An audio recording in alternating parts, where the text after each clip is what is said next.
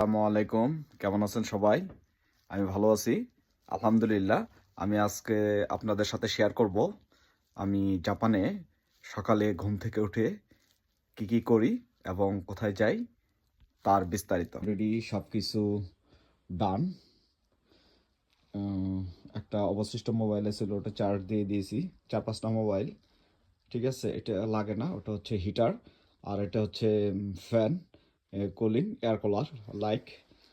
আর এদিকে যদি দেখাই হজবরল অবস্থা, তাও যদি দেখাই ফ্রিজ আছে আপাতত 2টা।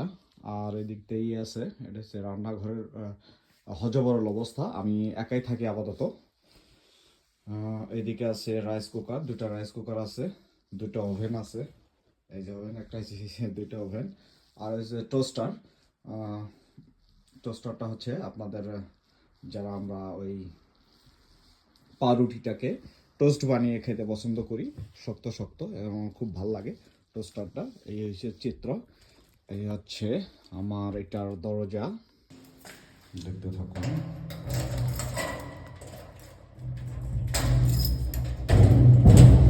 লেগেছে। আর সবাই যেহেতু হচ্ছে রুম নাম্বার মান্নান, আর সবাই যেহেতু জাপানিজ, নামগুলা যদি দেখাই, জাপানিসে উনি হচ্ছে একজন লিডার। হচ্ছে সিঁড়ির চিত্র। আমি অবশ্য সিঁড়ি দিয়ে বেশি নামি, আমার সময় ওঠার সময় লিফটে উঠি।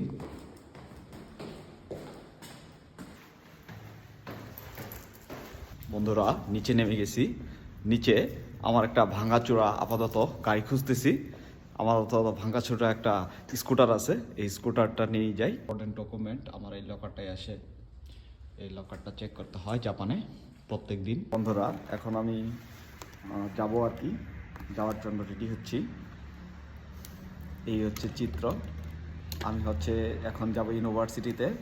প্রথমে একটা পোস্ট অফিসে যাব। পোস্ট অফিসে একটা ইম্পর্টেন্ট বাংলাদেশের একটা ডকুমেন্ট পাঠাইছি, এই ডকুমেন্টটা ঠিক মতো গেছে কিনা সেটার একটু খোঁজ খবর নিব।